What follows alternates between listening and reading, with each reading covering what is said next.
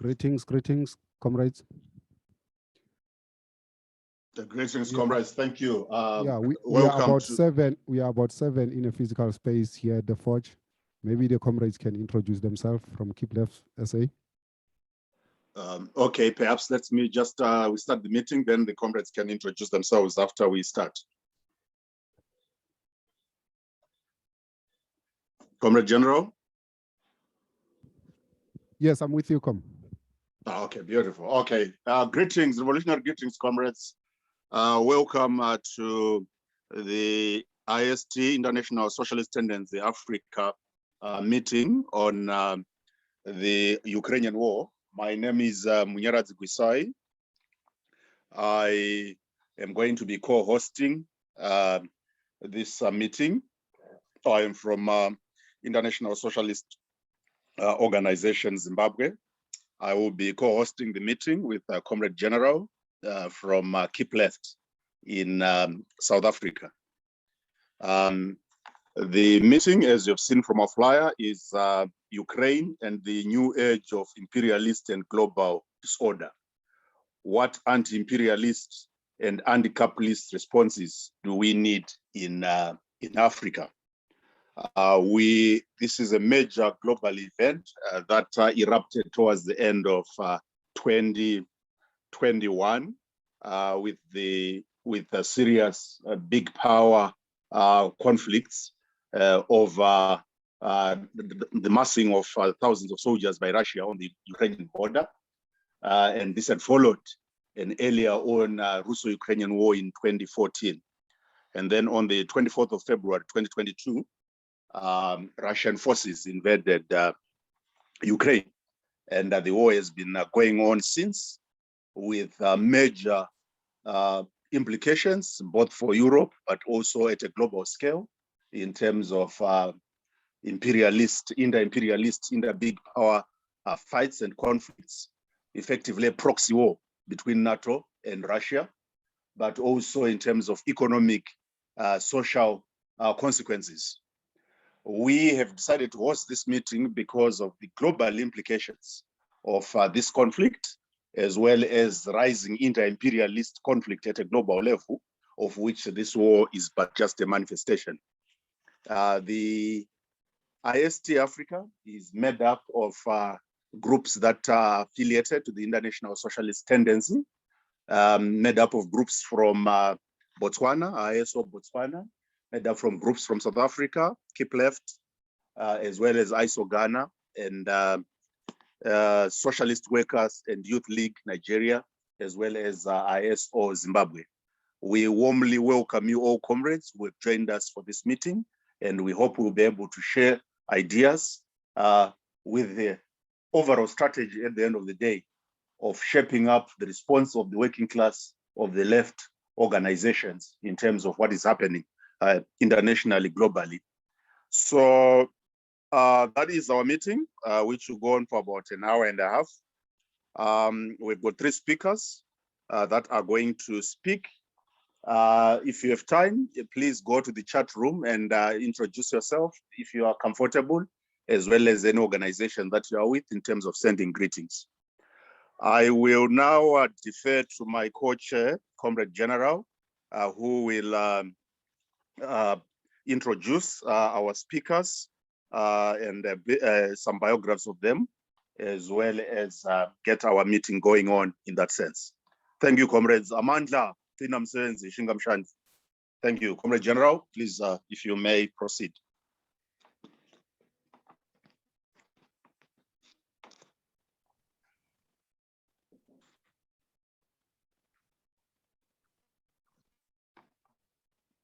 Oh, sorry, I was not unmuting myself. We have three speakers, comrade, as you alluded, Comrade Munya, that we have Comrade Jeje Tona from ISO Ghana. We have Comrade Rada Nere from SWL Nigeria, and we have Comrade Mutsumi Murabela from ISO Botswana. So in terms of the biography, the comrade, which is Comrade from Ghana, he's a campaign coordinator of the Hand and Brain Africa activist researcher initiative. He's also a network, and that is a network of a political economy, ecology, and social justice research, education, and outreach. In any other, he's a member of the network for women's rights in Ghana and the collusion against privatization. He's an activist of the International Socialist Organization, ISO Ghana, and the Socialist Student and Workers Network in Ghana. That's the first speaker, Comrade JJ Turner. And the second speaker, I don't know if I should, Comrade Munya, I don't know if I should do the bios of the three speakers or I should do individually, one at a time. Or should I proceed with Comrade Mutsumi? Comrade Mutsumi. Yes, I think I just make a brief one. Then when we go on, those others who join us later will also repeat if needed. Okay. Mutsumi Murabela has a brief bio. It's an academic trade union leader, and a human rights campaigner, and is an activist, a member of the IS Botswana. Comrade Rada Nanre is a Pan-Africanist organizer and a scholar. She's a member of Nigerian Socialist Workers and Youth League, the Collusion of Revolution and Afro-Social and Socialist of Color Caucus. Nanre is an assistant professor of African Black Studies in education at the McGill University of Canada. That's the three speakers that we'll be having on our lineup to give us the following topics. The first speaker will be focusing on Ukraine war and the need for Africa and the need for Africa imperialist from below in Africa. That's the first topic from the first speaker. And the second speaker will make a socialist perspective proposal on what working people in Africa should be fighting for to address current crisis, growing inequality, and the intensifying failures of neoliberal, and why those mean or require anti-capitalist ideas and activism. That's the second speaker. And our last speaker, Comrade Mutsumi, will be outlining on the implications of the new phase of a global disorder, class struggle perspectives, and the key priorities task for socialists in Africa in this emerging conjuncture. That's the three topics and the three speakers that we have in our lineup. Back to you, Comrade Munya. Oh, before back to you, Comrade Munya, let me give the comrades in the house to introduce themselves briefly. Greetings, comrades. My name is Teboho from Keep Left, South Africa. Claire from Keep Left, South Africa.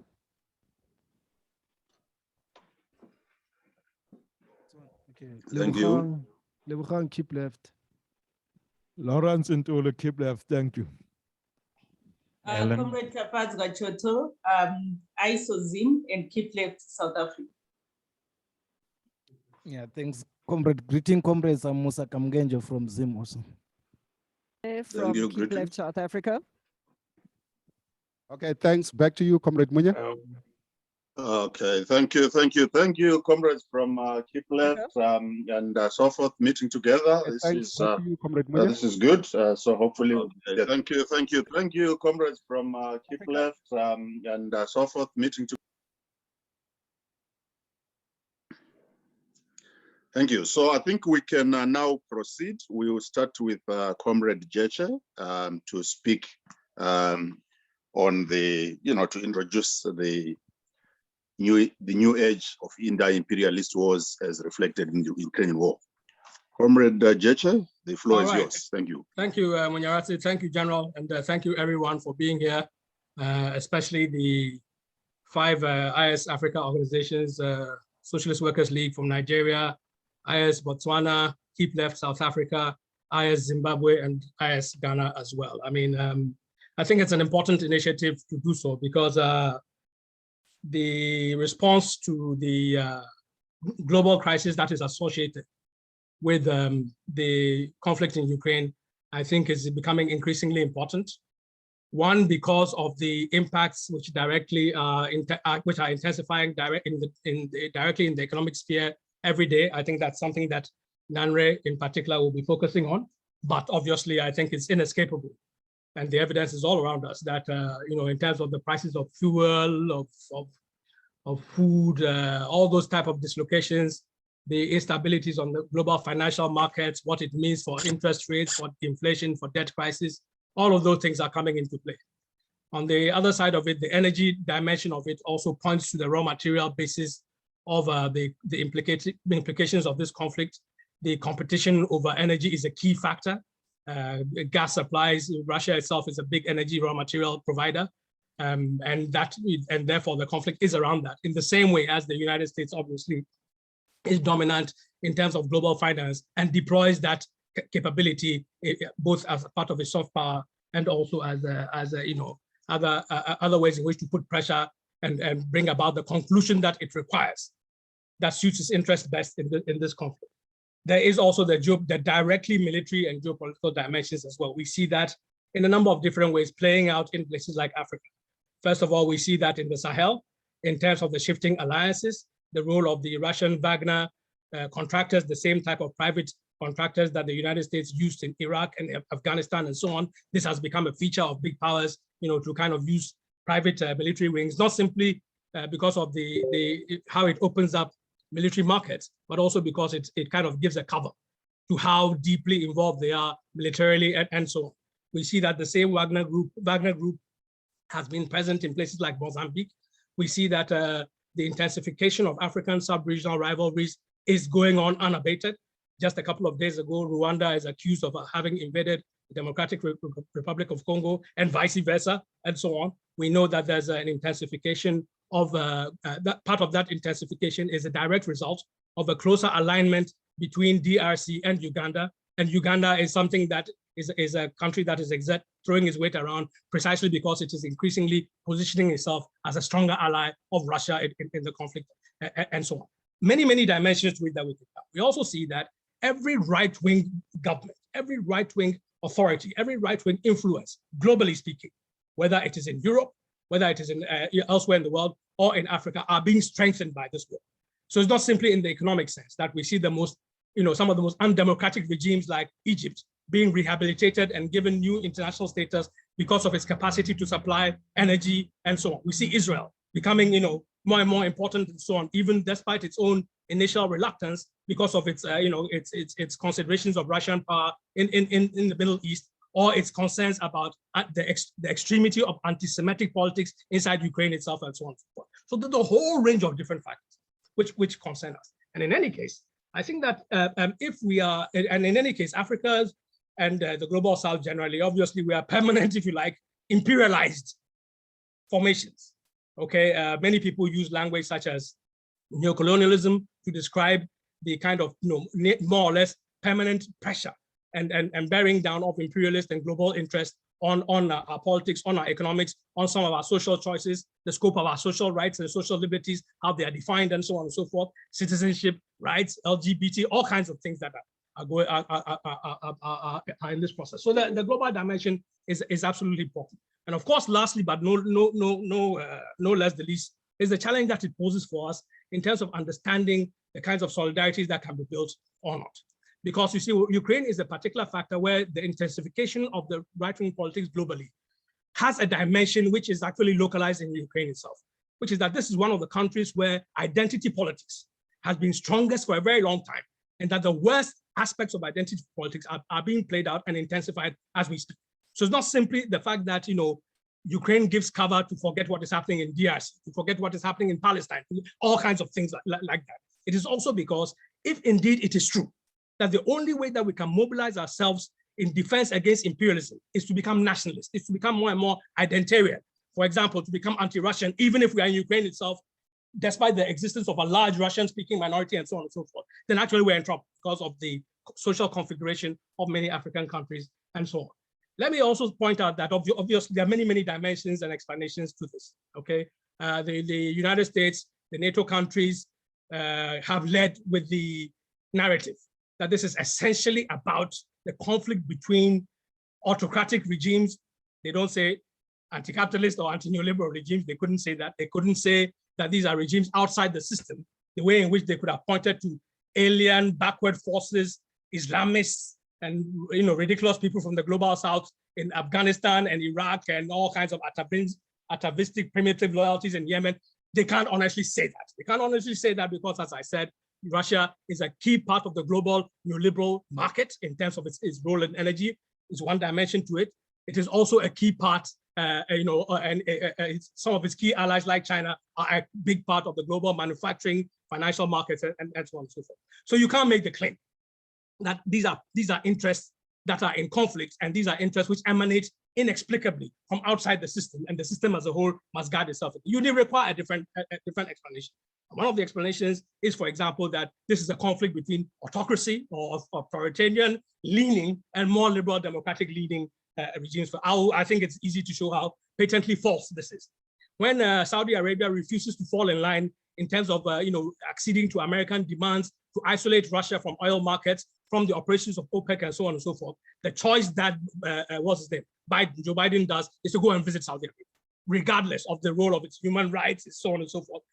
The beeline to Riyadh has already been, said by people like Boris Johnson, the Prime Minister of Britain, the other very vocal, vociferous, let's defeat Russia at all costs type of, a military leader and so on. So basically, comrades, that line is false, and there are many, many reasons why it is false.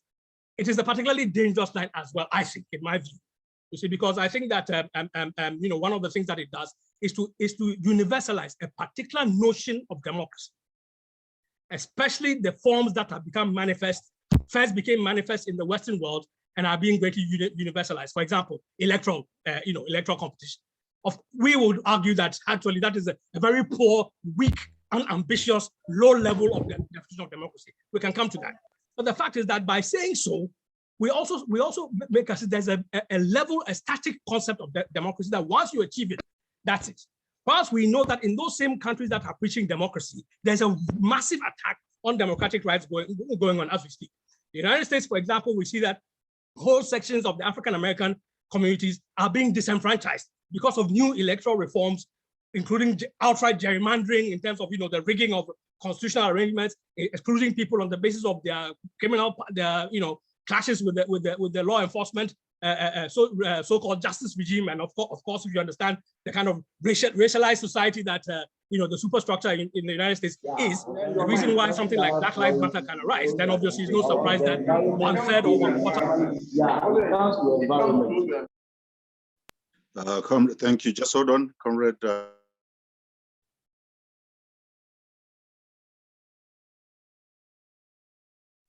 You can proceed. So there's many reasons why if we accept this notion of democratization, I think we are undermining ourselves in a variety of different ways. But I think that so three things I like to do. I mean, we don't all have a great deal of time. Three things I like to do. First and foremost, for the purposes of just basically establishing a range of facts and understandings that have to constitute a necessary basis for this discussion, I think that I would like to kind of give the briefest explanation, my understanding of what is driving the Ukraine conflict. Of course, if you can't understand where a conflict is coming from, it is very difficult to make sense of it or take a position one way or the other. The second thing that I'd like to point to is that there are many confusions about the explanations, as I've tried to allude to already. So it ranges all the way to personal things, the self-aggrandizement of Boris Yeltsin, Vladimir Putin, and so on, or indeed and kind of inbuilt Russian desire to conquer Ukraine or something, whatever it is. And so, I mean, so the second reason that in addition to giving the factual analysis, it's important to find the best thing that allows us to explain it and contextualize this conflict and the problems that it is causing and the responses that are required. And in our view, as members of the International Socialist tradition, it is the Marxist theory of imperialism that actually gives us the best handle on the kind of many-sided complexity of the situation that is unfolding. That same Marxist theory of imperialism points to the kind of responses that we need. And when we say we need responses, the responses that are required are not simply in the immediate theater of war, which is in Ukraine itself, or in the other directly belligerent country, which is Russia, but all the NATO countries that, as Munyaradzi alluded to in the introductory remarks, are involved one way or the other, directly or indirectly, and have been involved since 2014. People tend to forget that there was already a civil war ongoing in Ukraine, and that civil war has already many kinds of alliances, including NATO boots on the ground in terms of technical, and that NATO, Ukraine, for example, became suddenly from nowhere. Ukraine was a country that was shut out from American financial support in 2013, nothing to do with Russia as such, and nothing to do with this conflict. By 2014, it had become the third highest recipient of US military aid and has remained, the third or fourth highest globally, after Israel, Egypt, and one or two other, Saudi Arabia, or one or two of those countries. So anyone who pretends that we can separate out the question of national self-defense from, inter-imperialist rivalry, it simply has a very partial point of view. And as we all know, partial point of view is almost like a half-truth or a half-lie. It leads to great distortions. So it's important to grab a handle on the whole integrated understanding of this process. And that process allows us to also to understand the interest that can be arraigned against the conflict and its implications, and what we can do domestic. If it is a global conflict and it has global ramifications, as we're saying, then I think that we cannot escape in Africa or wherever we are in the world. We cannot escape an interest in thinking through how best to do this. One of the tenets of the international socialist tradition, the classical Marxist tradition, which we stand upon, is that inter-imperialist rivalries are an expression of the conflict, the inescapable conflict between capitalist classes, especially organized around their nation states. And that in the process, what happens also is that those capitalist classes obviously are classes that exploit their own working classes at home and seek to gain markets and so on, participate in the exploitation or in the grabbing the surplus that is created by exploitation elsewhere in the globe as well. And they do so competitively. And that competition, which is economic competition, spills over into military competition, and those things overlap. People tend to take those things separately. And therefore, are looking, and I think that the only way you can understand it is to see how best they're intertwined. But the same token, the fact that exploitation underpins this process of competition means that those who are exploited, working people everywhere, have every interest in ensuring that the divisions that are visited upon us as a result of the identity politics that is mobilized when geopolitical conflict takes place, nationalism, ethnic divisions, and so on and so forth, it is those things weaken us more than anything else. In the first and foremost, it is working people who put their lives on the line. Okay, it is they who go and die and fight and die and so on. It is they who are the worst hits in terms of the economic or social or security implications of it. It is they who, in the end, will sacrifice in terms of the rebuilding or reconstruction that will take place, and so on. It is they who, the greater militarization of their society is a direct infringement on their rights, and so on, as we see happening on a daily basis in Ukraine, where workers' rights are being actively reversed by law and by other means, where and divisions are being caused by the anti-Russian pogroms on the one hand, the strengthening of right-wing forces, and so on and so forth.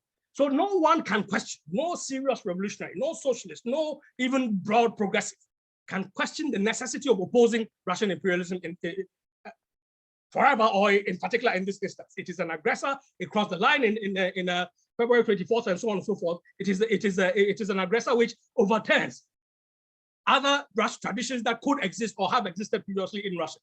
On 21st February, Putin gave a speech laying out the reasons why he wanted to, he was going, the reasons why he was up in arms against Ukraine, the situation, NATO encroachment, and the situation in Ukraine, and how those pose a security threat to Russia.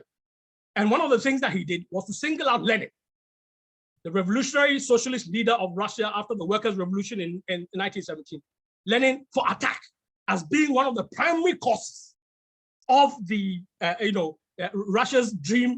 Ukraine's dream for independence and Ukraine's preparedness to align itself with forces who are hostile to Russia and participate in the disempowering and denudement of Russia and so on and so forth. Why would Lenin, a leader of Russia, do that? Lenin didn't do that. What Lenin did was to understand a dimension of revolutionary politics, which is important for us to understand at every point in time. As I said, imperialism is about the rivalry of different capitalists. Those capitalists rest on the exploitation of working people everywhere. And in the process of that rivalry, they mobilize the same people that they exploit on the basis of different identities and solidarities and so on and so forth, and throw them at each other's necks. This is what happened in the First World War. It happened in the Second World War. It will happen in every local civil war, every big war, every community fight, and so intercommunal violence, as in Muslims and Hindus in India or wherever else, xenophobia in South Africa. It will happen repeatedly, unless and until there are voices, there are organizations, there are networks, there's a brand of politics and activism which says that for us who are exploited, our only strength is in the stronger and widening unity that we can build. And therefore, we have every interest in confronting and challenging and going beyond these identitarian politics. It allows us to fight against both our direct exploitation by our own rulers and our own ruling classes. It also allows us to actually, have an internationalist dimension and so. And therefore, to do so, we have to recognize. Just briefly, comrade. You got 5 minutes to. Okay, all right. We have to start from the recognition of the world as it is, in terms of its hierarchies and so on. Russia, in terms of long before the Bolsheviks, was an empire which subjugated many different nationalities, including Ukraine. If you are a Leninist, if you are a revolutionary socialist, your starting point is that the domination and the domination by Russia and the subordination of Ukraine is something that you have to correct, because it is reflected in the working class itself as well.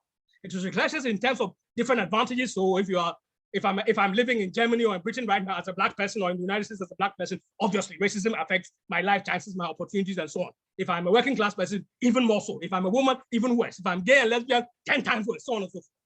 To be able to address that, there has to be equality, radical equality between the working people themselves.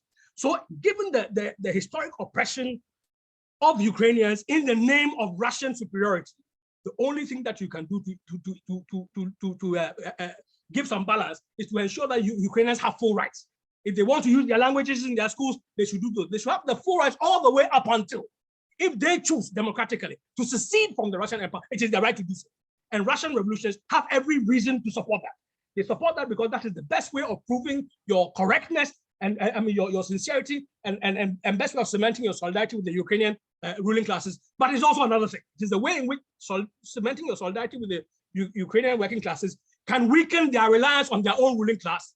But also, since Russian ruling class is the imperial power, if you solidarize with Ukraine like that, you weaken the Russian ruling class, which is our direct enemy in terms of exploitation at home and so on.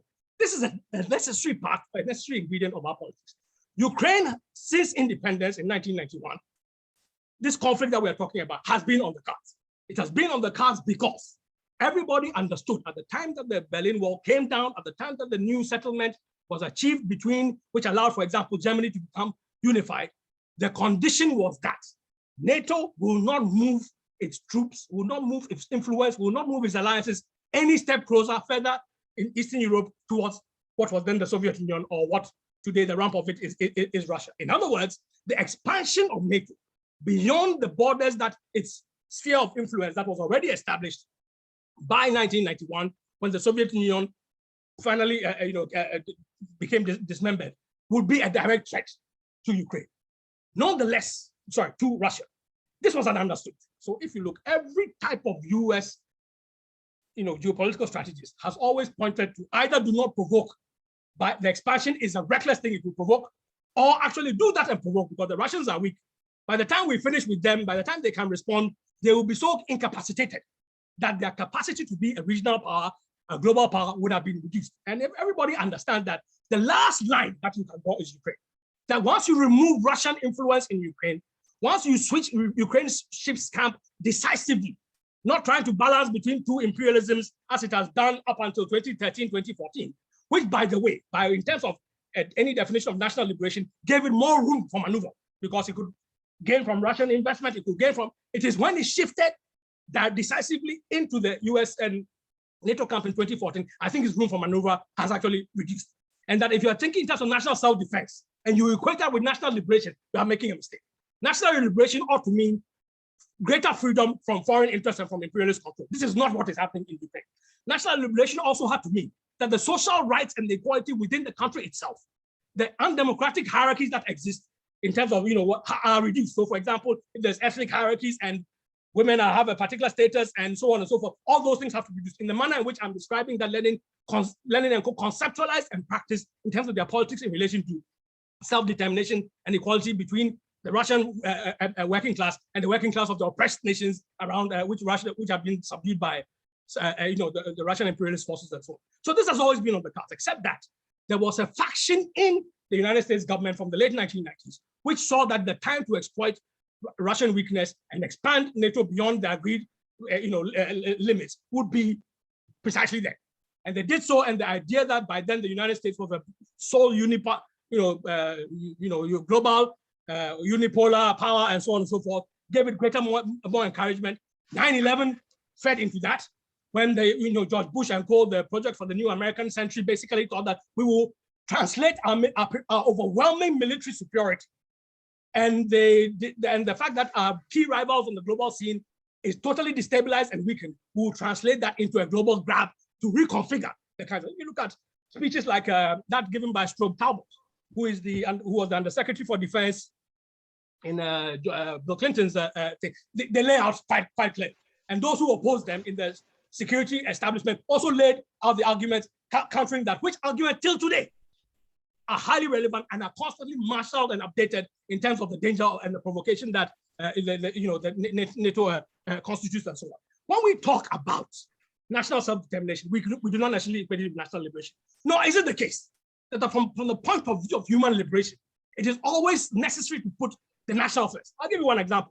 An example that will be familiar to all of us Africans. We know, for example, that just like in Ukraine, when there was a civil war, I'll end here in a minute, even though I haven't touched on Ukraine at all. It's okay. We know that in the same way that there's a civil war in Ukraine right now, there was also a civil war in Angola in the late, from the point of just before independence in 1975, stretching all the way until Jonas Savimbi died much later. There were points at which, and at different points in time, those civil wars supported by different factions. Sometimes by the Chinese backing one party, the Russians backing another, the West and South Africa, apartheid South Africa, and one backing it. When there was confusion and a stalemate within that civil war, when therefore, as a result of which another global South country, Cuba, began to lend increasing support to one fraction, in fact, by then the legal government of Angola, the ruling party, MPLA, which is still the party of government till today, at the time calling itself Marxist, Leninist, and all that kind of thing. Okay, the South Africans directly intervened for a number of reasons. One, yes, to show up their client or puppet or ally party in Angola, but they understood quite clearly that the determination of national security does not end on your borders. Somebody can't just simply get up and do what they want to do. If there's a hostile government to me, the likelihood that the ANC and other oppositionists will build and bolster their strength, not simply in terms of the presence of camps, but a sovereign government that can help arm them and all that, requires us to actually, move in. More than that, if we move in and we stop the rot, so to speak, in Angola, basically we can tilt the balance of forces all over the region. Comrade Mane, you have 2 minutes to round up, comrade. Okay, all right. Yeah, just 2 minutes, please. South Africa goes in. Now, everybody understood. No one in Africa said the first line and the only thing of consideration is Angolan self-determination. That would have been a foolish, narrow, limited, closed mind, one eye closed point of view. We understood clearly that the priority and key driver here was the regional dimension, first in terms of anti-apartheid and what we then call the frontline states, but also more critically, globally in terms of the context of the Cold War, the support that apartheid had from Israel, from the United States, from Britain, and so on and so forth. And that drawing the line there in the sand there would be important until, and in fact it did. There are people who till today celebrate Quito Carnivale, the decisive battle which ended in 1988, on both sides, okay? All kinds of Pan-Africanists, all kinds of Third World solidarities, Global South, see Quito Carnivale as the high point of the expression of Third World internationalism and so on, especially in terms of Cuba's role in it. And I will venture to say that until COVID, one of the most important subsectors of Angolan tourism was the numbers of former South African Defense Force soldiers, their families, strategic advisors, whole schools of thought who keep visiting Quito Carnivale. I mean, it must have been traumatic, but it's also a big research project for us.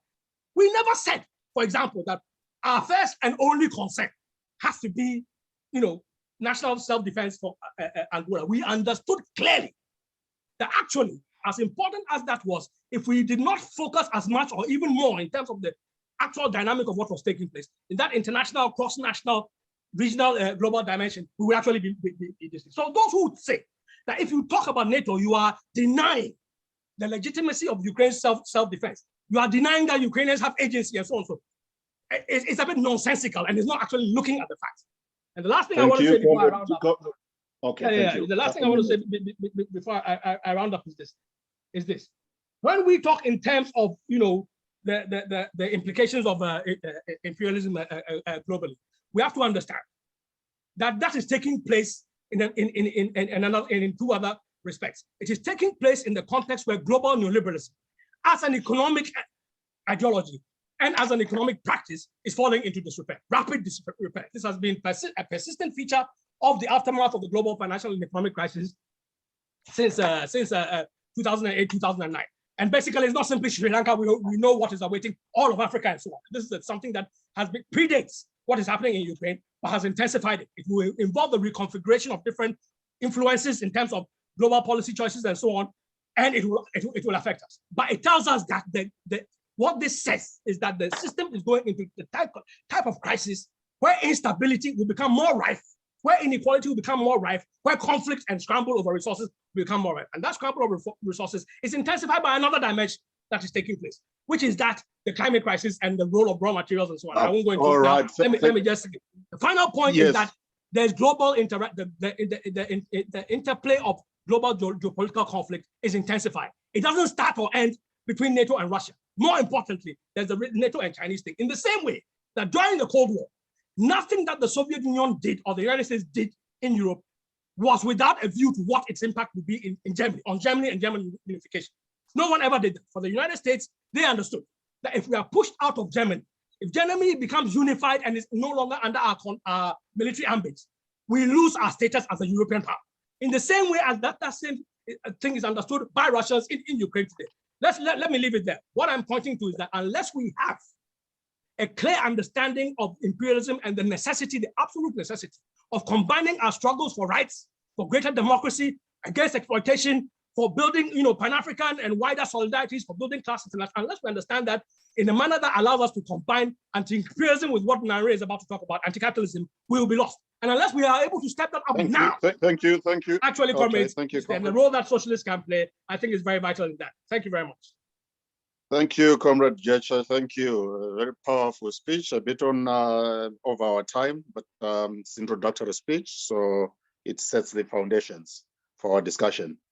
But thank you for raising the various issues, the complexity of this matter, as well as the global implications, the understanding that imperialist rival is ultimately rooted in the rival of capitalism, as well as the current situation, the crisis that capitalism faces globally as a major context for this.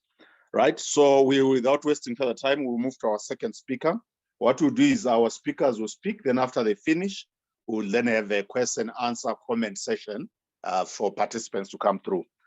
Please note down your questions or your comments, or you can put them, you can write them in the chat room. We keep them in, and then our speakers will respond to those in the question and answer session. Right, let's go to our next speaker, Comrade Rhoda Nandri, who will speak on, more concretely on the implications of the crisis on Africa economically, as well as the possibilities for resistance. Comrade Nandri, please come through. The floor is yours. You have 15 minutes. Can you hear me? Yes, we can hear you, comrades. Okay, great. So first of all, thank you so much, comrades, for inviting me to speak on behalf of my primary organization, Socialist Workers and Youth League of Nigeria. I would like to say, first, before I start, I'm not an economist. or a political economist. So, but I will try to speak to some of the economic implications. And also I want to say before I start that I will be focusing more on Nigeria as a case study. And I'm hoping during the question and answer session that we can also have comments. And so we can also learn from people, from comrades from the various countries, to also speak about the implications that this has had on their own economies. So I just want to give those two caveats before I start. So I want to start by saying that the crisis that we're seeing globally is nothing new. You know, it's a continuation of global imperialism. It's part of the permanent war economy. And as I was watching things develop actually after the war in Afghanistan, the question that I asked was, okay, where is the next war? And before one could blink an eye, the next war appeared. And so we have to understand all the imperialist wars is that there is a permanent war economy, and capitalism is also based on this permanent war economy, right? After a former colonialism and neo-colonialism, the war is a major source of the global capitalist economy. And so understanding that, people tend to say, oh, you know, things are broken, there's a crisis. And what I think is that there is a crisis, but the system is not broken. It's working exactly as it should. And we continue to say this in terms of several different discourses, that the system is functioning. It's functioning in a way that serves the interest of those who are running it and those who have power. And what our job is, one, to unmask what is happening, and then two, to fight the struggle to take this down, as we have been doing generation upon generation of freedom fighters and activists globally.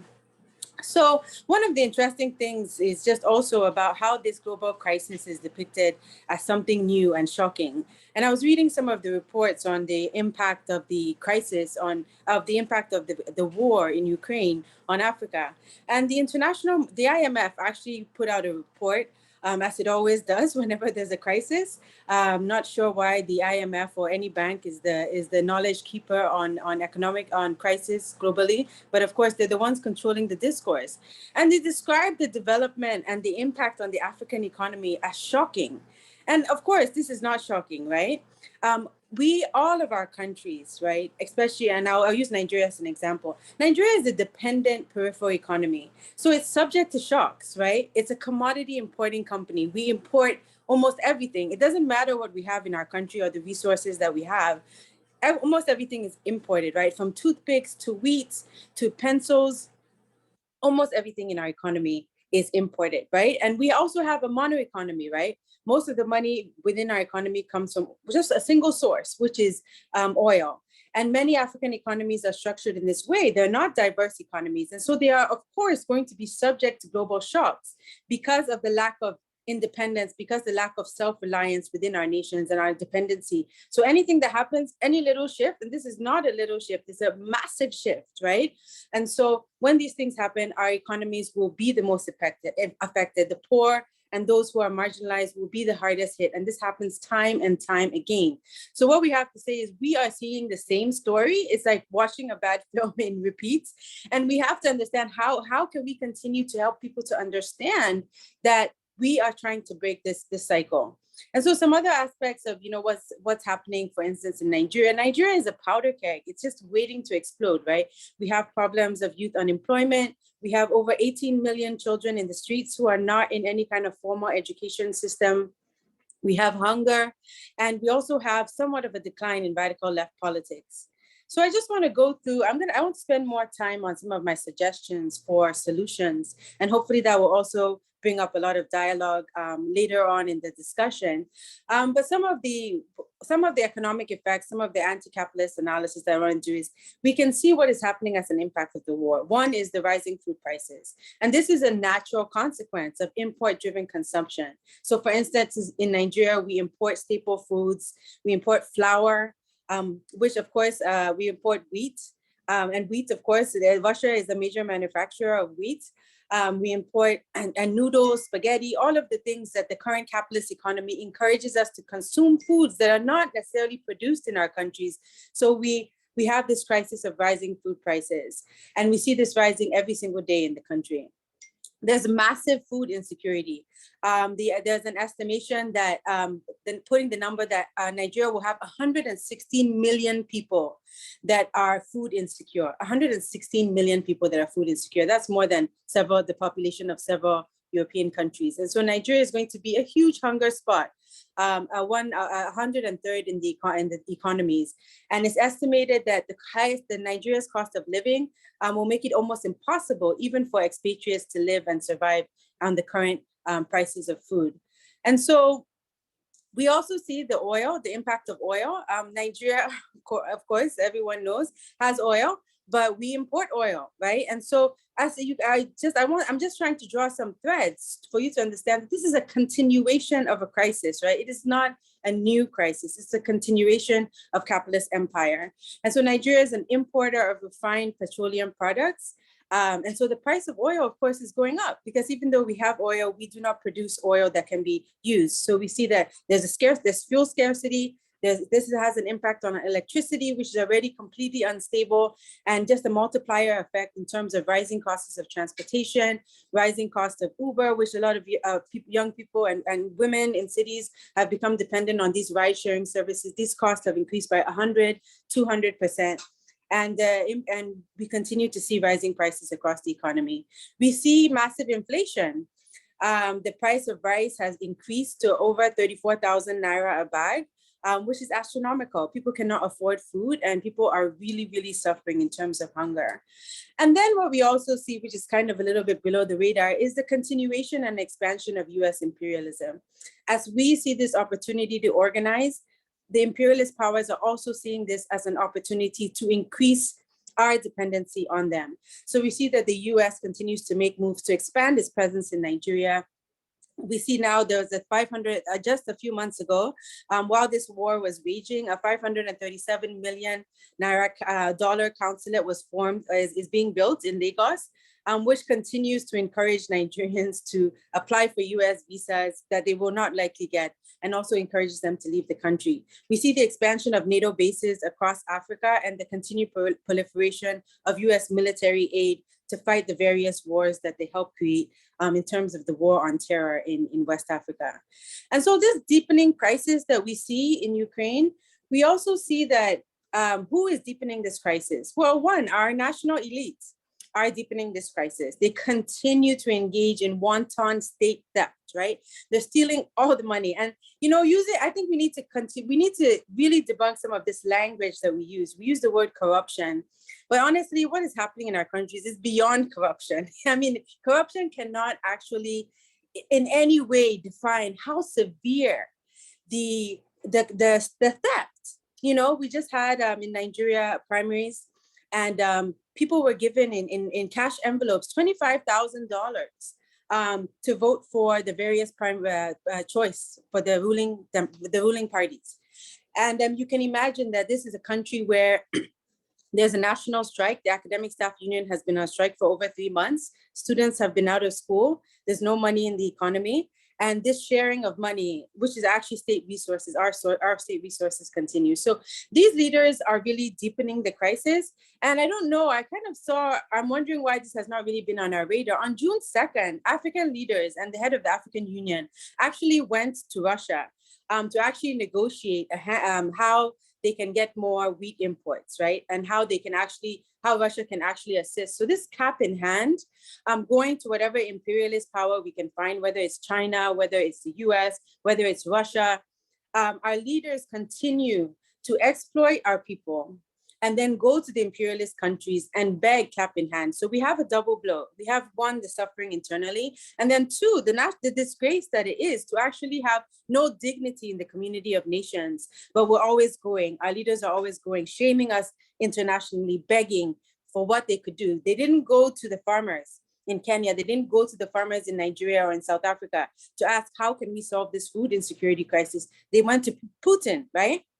And said, Putin, how can we solve this insecurity crisis? So, sometimes it's just like, it's almost like, I know so many of us, it's so insane, but it's something that we have to continue to discuss and to analyze. And we see that, all the sanctions, all of these behaviors that the US is doing, sanctions on on Moscow that are hurting the working class people. So we have to really think about, and this is what I want to spend the rest of my few minutes on, is how we can You're really left with 5 mobilize. minutes, Comrade. Excuse me, 5 more minutes. I will fight with you because I have much less minutes than the first speaker, but it's okay. I will respect my time. Yeah. Thank you, Comrade. So I want to talk about possibilities. So the first possibility that we have is really a time for grassroots organizing and an expansion of the united left. Now more than ever, we need to see labor and the left come together. We need to see more grassroots mobilization. People are aware. And we have a generation of young people that has been on the streets, that have been engaged. We have NSARS, we have Fees Must Fall. We have young people that are really ready to fight and really ready to struggle. But we have to deepen the analysis. The left, in many ways, has to come down from often what I see as a high horse and really come to the level of people and to expand. This is ideological warfare. We have to help people understand what is going on and why it's happening. For example, I know the speaker before me mentioned Egypt, right? One of the new candidates in Nigeria actually took a trip to Egypt. And now everyone is praising Egypt and saying, oh, Egypt is great. But no one is analyzing what exactly is Egypt. Why is Egypt the model that we need to look for? What is the situation of democracy in the country? How is Egypt exporting oil? How is Egypt exporting electricity, across, what's happening with the Nile? So we really need to expand the analysis and deepen the analysis that people have and really get to the grassroots to help people understand what is happening globally. Everyone knows, people know what's happening to them, right? Everyone is aware, the masses, the workers, they're aware of their day-to-day situations. But what we can help bring in is have conversations, deep conversations at the grassroots level of how this is happening globally and how we can fight against it. The second area is collectivized short-term agriculture and changes in patterns of consumption. So I was listening to a talk of the Prime Minister of Barbados, and she was talking about short-term crops, 6-week crops, 12-week crops. Nigeria wastes 40% of its food. 40% of Nigeria's food goes to waste. While we are going and begging for wheat from other countries, we have food that is being wasted because the consumption patterns in our countries are based on the West, right? So instead of someone wanting to eat the local yam or the local cassava, they want to eat shawarma, or they want to eat bread. They want to eat different things. So we have to have a conversation of how we can really both increase our agricultural outputs and actually consume what we produce in our own country. So this is extremely important, is that we need to have a complete change in mindset and return to what we have, plant short-term crops, harvest them, and begin to think about how we can actually have self-reliant agricultural economies. The third one is to reject all loan injections. We must reject these massive loans that are going to be pushed on us by the IMF and by the World Bank. We have to be out there in the dialogue, at the meetings. We have to really fight against these loans. Grants and aid are something that is owed to us. We know how much is owed to us by the imperialist countries. We do not need more loans. I think I don't need to say much more about that, as we all know about why we don't need more loans. We also need to address the student and immigrant crisis. When we saw the students suffering in Ukraine, we have to understand that there's a very long-term need for us to create opportunities for our young people. This is not something we can do immediately, but it needs to be part of a discussion to really understand why our students have to always go outside of our continent, outside of our countries, to seek a quality education. And we need to address that so that they are not suffering, so that they're not caught up in these wars. The last two things are, one, Pan-African solidarity. This is why we're here today, and this is what we continue to need to build. We need to build a collectivized economy. We need to share knowledge and go from grassroots to grassroots. What are we importing from different countries? How can we focus on actually creating consumer cultures where we eat what is from Kenya, or we eat what's from Senegal, and we beyond what we have? How do we encourage and understand what kind of imports actually help African economies? We need to create databases. We need to be very creative of how Pan-African solidarity can play out in our economies. This is not ideological. We must use our ideology to address the material needs of our people. Otherwise, we will continue to be irrelevant, and we will continue not to meet the needs and the actionable ways that our young people want to engage. And finally, we have to continue to control the narrative. We have here, of course, you can already see the intellectual capital to engage in international discourse, but we also really need to control the narrative locally.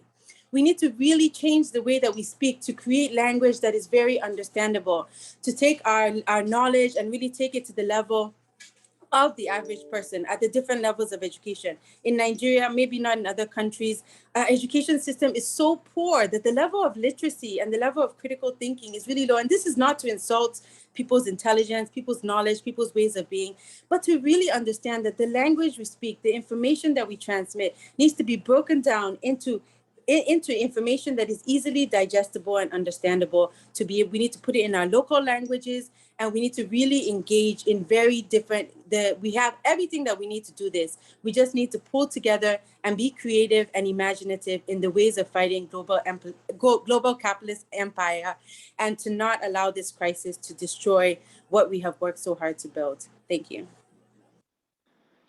Beautiful. Thank you, Comrade Nandre, for keeping within time. I hope the last speaker will also do likewise. But the point that Comrade Nandre has emphasized, this is not a new crisis. This is a manifestation of a deepening crisis of the global system of capitalism, but obviously severe at the periphery. And I think she gave the various instances and manifestations, rising oil, rising inflation, and so forth. And that how this creates possibilities for struggle and the various ways that she looked at. So we will go to our final speaker, Comrade Motsomi from ESO Botswana, who will continue on the same theme of possibilities of anti-capitalist responses. What kind of anti-capitalist responses do we need in Africa? You also have 15 minutes, Comrade Motsomi. Please try and keep within the time so that we can give more time to questions and comments. Thank you. Comrade Motsomi, please.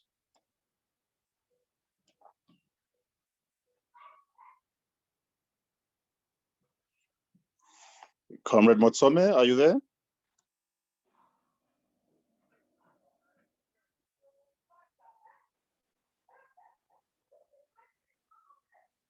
I can, Comrade Motsomi, you got the floor now. You can come in, Comrade.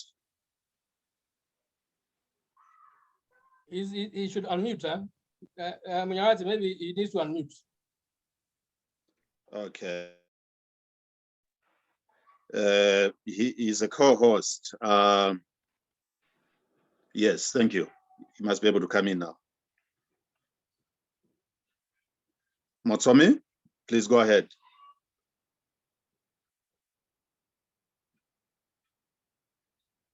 Baba, can you unmute Comrade Motsomi, please? Thank you. I can actually unmute him. Okay, it's unmuted. Thank you. All right, Comrade Motsomi, the floor is yours. Shoot, Comrade. Greetings, comrades. Sorry for the technical hiccup. I think I'm going to be rather brief because my two comrades actually have covered a broad range of issues. So there's no need for me really to go backwards. But I must start by saying that the crisis of imperialism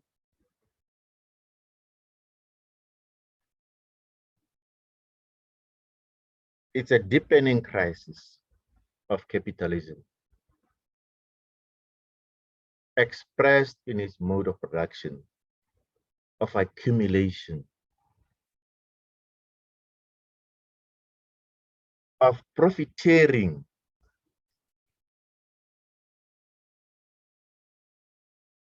and the constant search for markets. And in that process, as Marx would say, the bourgeoisie cannot exist without constantly revolutionizing its mode of production. And in the process, the social relations of production. It must nestle and grapple everywhere. So in the context of this war of imperialism, we need to consider, I think, 3 areas. And one is we have to maintain a firm anti-imperialist position. Because we in Africa here, we know about Western imperialism. The slavery, colonialism, scramble for Africa,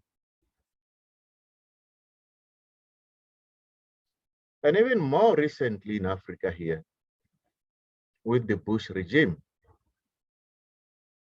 they wanted to expand their military camp, the so-called Africa Command. And they tried here in Botswana. And we took a clear anti-imperialist position and campaigned, because they were actually at an advanced stage, and brought the broader opposition through demonstrations. And that, in the end, deterred them from establishing their base here. Though I think some still say Botswana has a military American base here.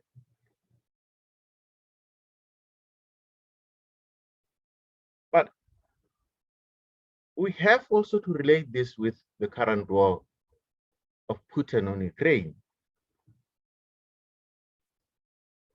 And currently, I think we are taking a very softer position. Even though we know that Putin is also engaged in a proxy war in some of the African countries.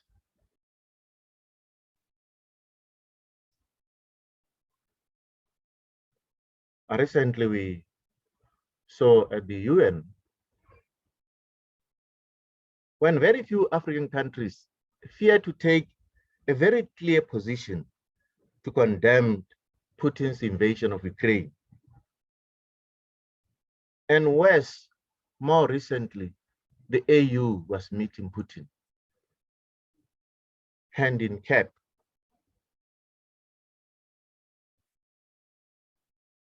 Discussing the food crisis and the implications for Africa.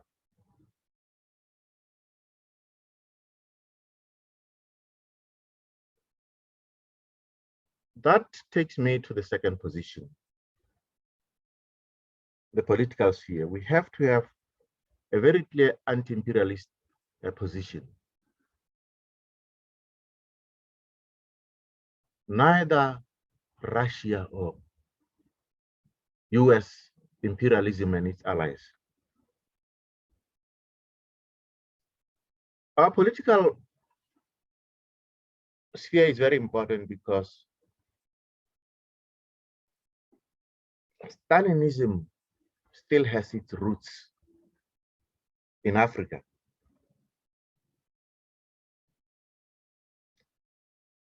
Comrade talked about the Battle of Quetquina Valley, when Castro supported Angola and eventually defeating the racist.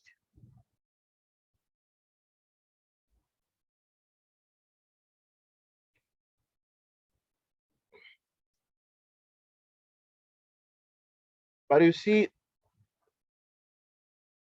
those Stalinist-inspired parties, your SWAPOs, your ANC, ZANU-PF, even reformist parties here in Botswana and around Africa, including trade unions,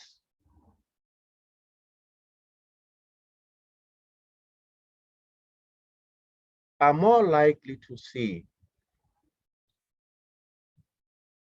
Putin's expansionist agenda and the fight with Western imperialism as a positive thing. And that is why we can't compromise on that. We have to bring class consciousness and argue that state capitalism is not socialism. In South Africa, EFF Malema is pulling a lot of people because they've taken this variant of Stalinism, which essentially says the state would provide everything. The state is this big Father Christmas. And so I think that challenge for us really is very important. We should take opportunity of this war to argue, as the comrades have said, but look at this crisis. Money goes to the war.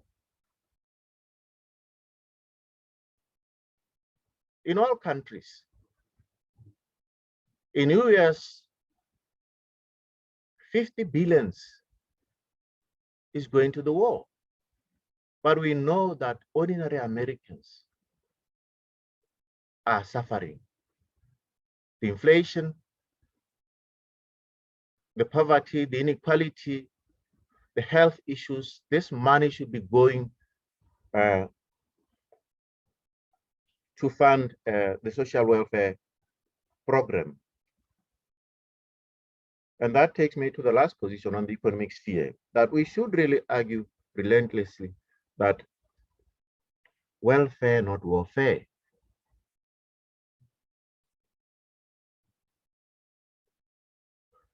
Africa is likely, and not likely, it's actually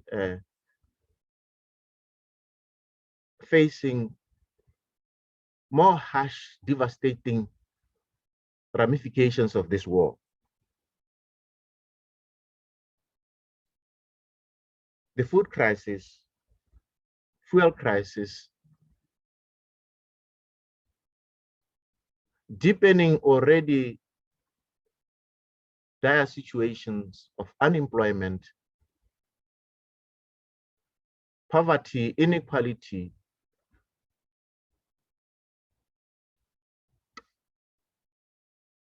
and hunger. The situations in Somalia, in Kenya, even here we see dramatic situations of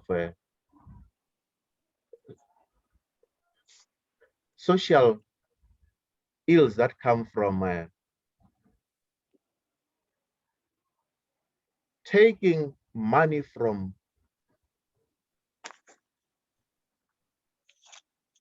areas that people need, housing, power, and also going to corruption by the national bourgeoisie. And you 5 minutes to go, Comrade Msomi. And there is no need really to spend on militarization. We should condemn the Russian invasion on Ukraine, but also the escalation of war through delivery of weaponry by US and allies to Ukraine.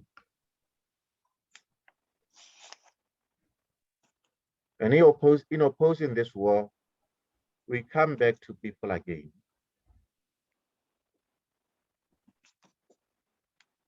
And relate with our conditions of life.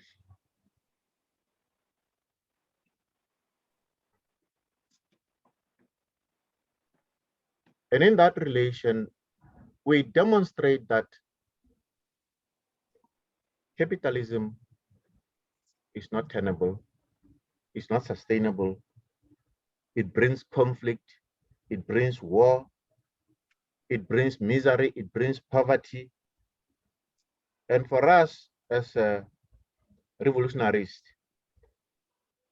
we have to bring, to build strong anti-capitalist and socialist organizations and argue that true human liberation would come from socialism from below. And that task rests with the working class, because the working class are the engine and motor of capitalism. the oppressed, the exploited, and yet they're the ones who are producing wealth, which eventually does not come to them. I'll end here. Thank you, Comrade Chair.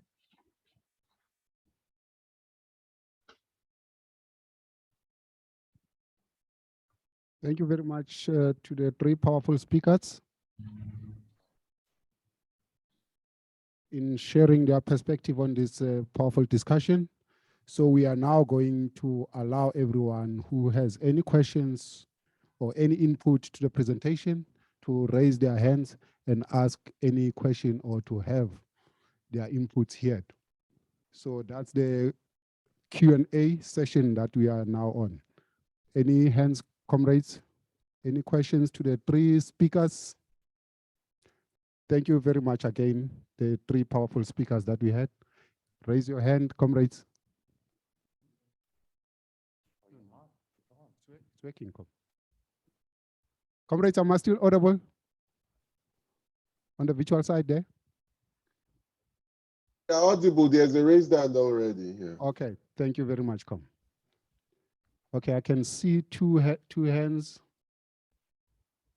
in the room here at our physical venue. There's two hands up and there's two hands on the virtual side. Okay, the first hands, Comrade Ajay, can you come in? And comrades again, Comrade Jewel from Nigeria, you'll follow.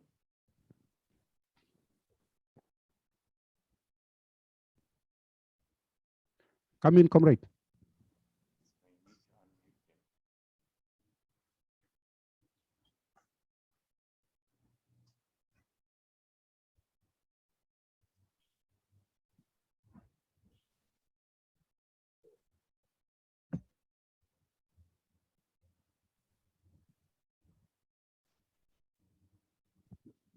Comrades, can you be able to unmute?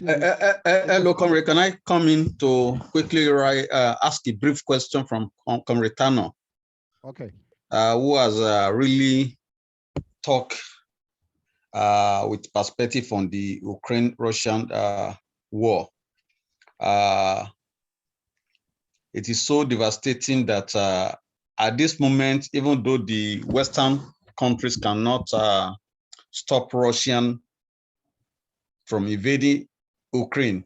But what we are seeing about the interests, the class interest of the imperialists to escalate this war is what I need to raise as question from Comrade Tano in particular.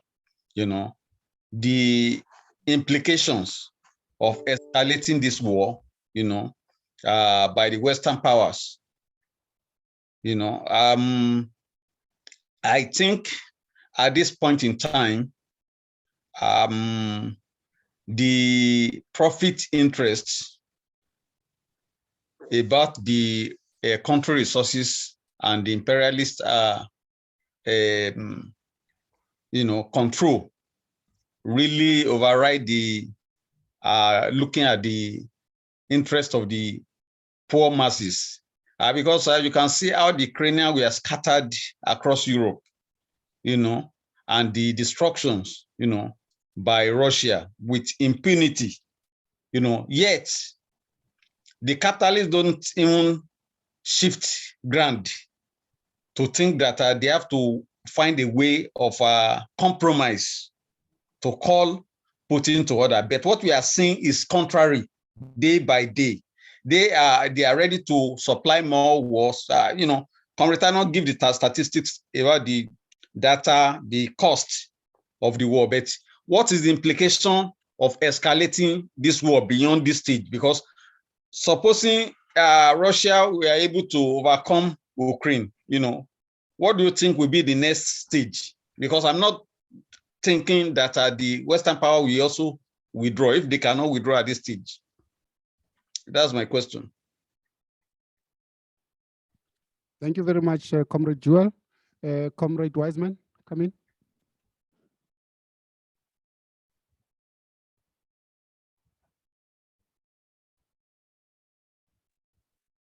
You need to unmute him. He says he's having trouble unmuting himself. To unmute himself. I've asked him to unmute himself. He has to unmute himself. All he has to now do is click to unmute himself. We have asked. Okay, Comrade Faisal, can you come in while Comrade Wiseman is trying to unmute?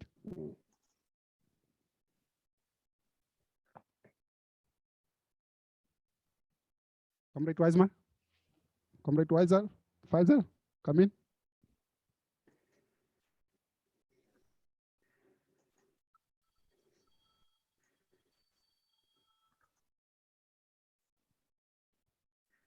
You get a message to unmute yourself and then you click to do that.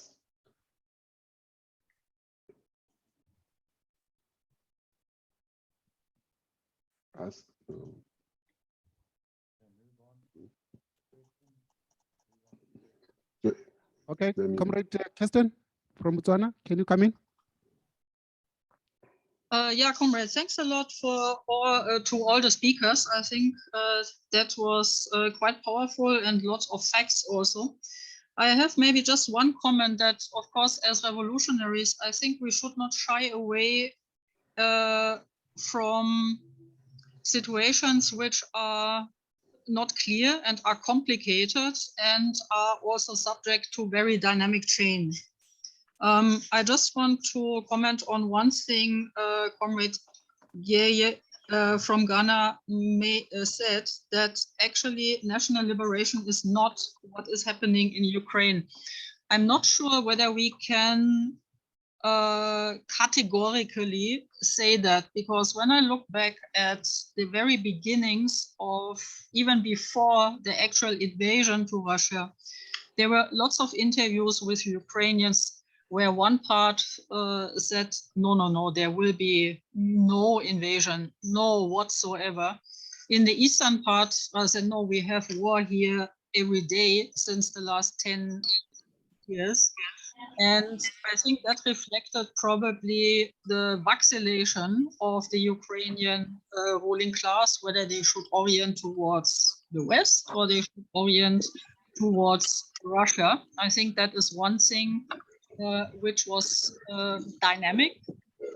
And then at the very beginning of the invasion, I am sure all comrades have seen pictures where normal housewives are making Molotov cocktails in the backyards and grandfathers put tires on crossroads for burning them. So there was actually a feeling of real resistance from below against, of course, an overwhelming imperialist aggressor in the face of the Russian army. And I think for many, include myself, my first reaction was, no, that is resistance from below. I think these people should get weapons, preferably, of course, non-NATO. But of course, sometimes you can't really control that. So that was the first dynamics where we thought, then, oh, well, this is really anti-imperialist resistance from below by grassroots in Ukraine. But of course, that has been completely bulldozed by then the intervention from the United States of America. We have all heard that how many billions they have put into this. Yeah, so I think situations have changed. And of course, now it's clear it's a complete dominance of US imperialism over what you could call maybe in some places at some times national liberation. I think also the comrade from Ghana has given a good account on the history of Ukraine as having been subjugated by Russia. And I think we should also recognize that. So we have to maneuver when we look at what form our anti-imperialist, anti-capitalist struggle does. I think we have to recognize also dynamic change and complicality, and not being all the time black and white, which would hem us, or which would limit us actually to tease out the correct strategy at the concrete context we are facing. Thank you. Thank you very much, Kirsten. Can we have now Comrade Leonard? Then we'll take the comrades here in the physical venue. Okay. Good afternoon, comrades. I think it is clear to most people that there's something going on globally, there's something wrong. Some and most cannot put a finger to it, but observing things around the globe, I think it is clear from US where mothers cannot find infant formula for their babies, but sending billions to war fronts in Ukraine, in Europe with the rising oil prices, fuel prices. Even before the war in Ukraine, this was going on in Africa with the rising food prices and all of that. It is clear. And Comrade Nanra reminded us that this is something, this is not new. This is something that has been going on for some time. It gets to a point where the crisis deepens, like we are having now. But then where is the opportunity? And this question perhaps goes to all the panelists, the discussants. I mean, how can we, as revolutionary socialists, be able to make this apparent, the apparent crisis of the capitalist system to the masses? I mean, how can we make the connection? I mean, we can do it among ourselves, we know, but then how can we bring this reality to the people who continue to rely on the economic departments of the various countries who are deep into neoliberal economics and stuff. I mean, and then also from there, I mean, how can we start pushing practically the alternatives to the current ones that we have? I know these are very big, ambitious things to look at, but then we have to start at a point, in challenging the system, and even with popular discussions of the alternatives and some of the realities in terms of how bad the currently discredited system is. We are not out there that much, and I think there is an opportunity for us to do so. Thank you. Thank you very much, Comrade Leonard. Now we'll switch to the physical venue here at the Forge to take Comrade Allen and Comrade Mosa. Okay, Comrade Mosa will go first, followed by Comrade Allen. Yeah, thanks, Comrade. I want to talk about got two comments about the issue of suffering of people in Africa and then about the issue of Ukraine. Yeah, the problem, I think as here in the world, we got a problem of being biased. Because if we check what is the real problem in Ukraine there, it's not Putin. Putin is 100% correct. America and Britain are the most problem in the world. These guys, they terrorize the whole world. They killed a lot of people. No one, even a single one, even a single organization, debate about those things that happens under the American regime. But today, we see the whole world, they are talking about Putin, they are talking about Ukraine, they are blaming Putin. Putin is 100% correct. Of course, those people, some of the people that are dying there, because war, obvious, the blood will shed if there is war. So for me, the only issue to blame here, we have to blame NATO and America. Because if we don't continue blaming those guys, they're gonna continue doing evil things in the world. Because Putin, if you can talk about Putin now, how many countries that did Putin invade? How many countries? I think for me, I know Ukraine only. But America, how many countries did America invade? More than 10. In fact, the whole world. In Africa here, we got tribalism. They divide us. They put the system of rule and rule them through tribalism.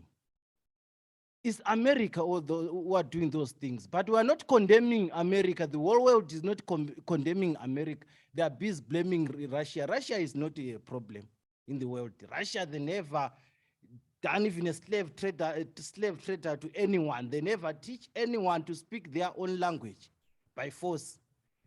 So this issue of manipulating people through this thing for America is a problem.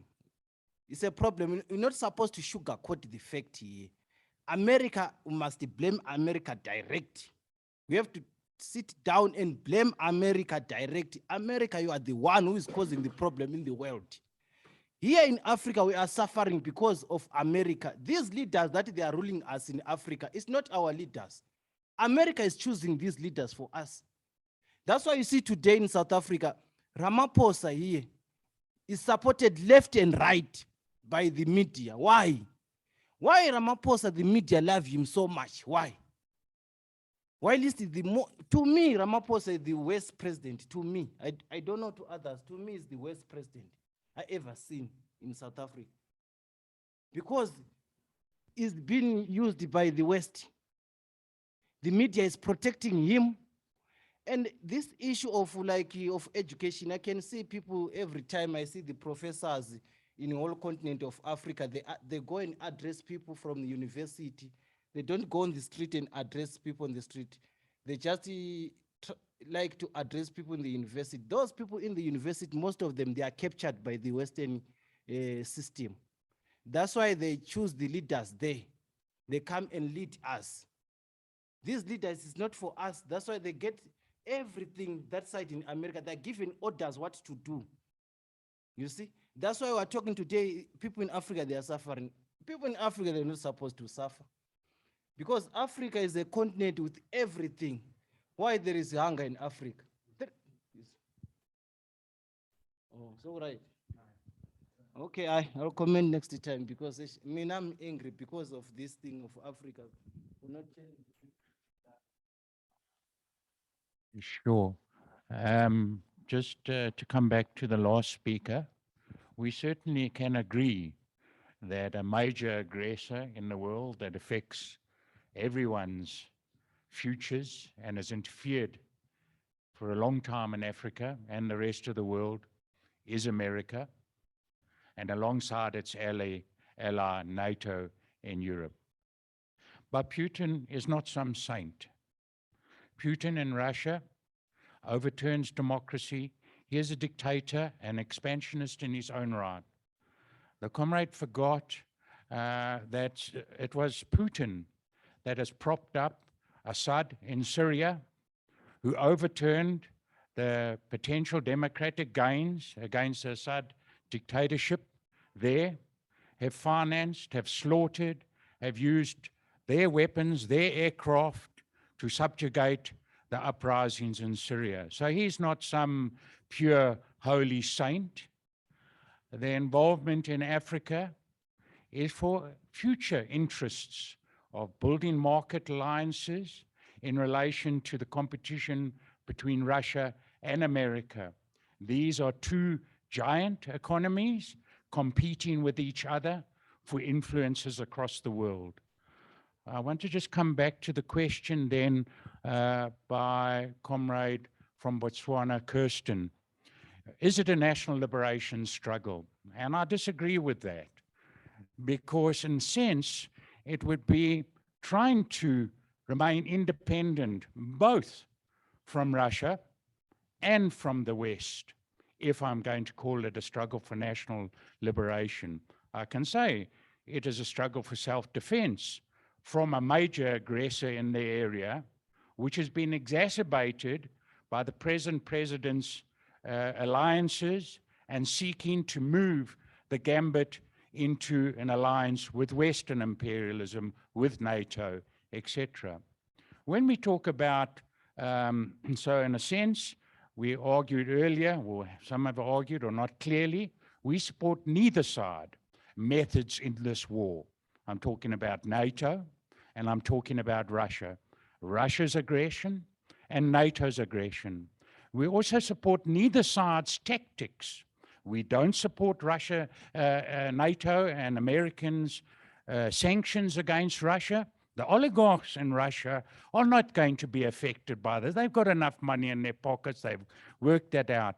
It's the Russian people that get affected by sanctions, and that cements them to Putin because their enemy's outside, not our own president. We disagree with that. We also disagree with arms, more arms to Ukraine. Bigger and bigger bombs is what Zelensky is requesting. So we do have other methods of struggle. Fraternization of Ukrainian people with the Soviet troops. Strike from below against the warmongering of Zelensky. In Russia, peace movements against Putin. If you start to say we need weapons, then we must march with Boris Johnson if you're a socialist in Britain. Boris Johnson said, I'm sending weapons to Ukraine. Hallelujah. Let's open our next placard as all power to Boris Johnson and sending weapons to Ukraine. This removes you from the peace movement against war, etc., and undermines your capability to build a movement from below to stop war from all sides. Thank you, comrades. Thank you, Comrade Talon. Back to the visual side, we'll take Comrade Wiseman. I hope you will be able to mute yourself and unmute yourself this time. And Comrade Tafatwa to follow, and Comrade Faisal to follow. And Baba will be the last. In that sequence, comrade.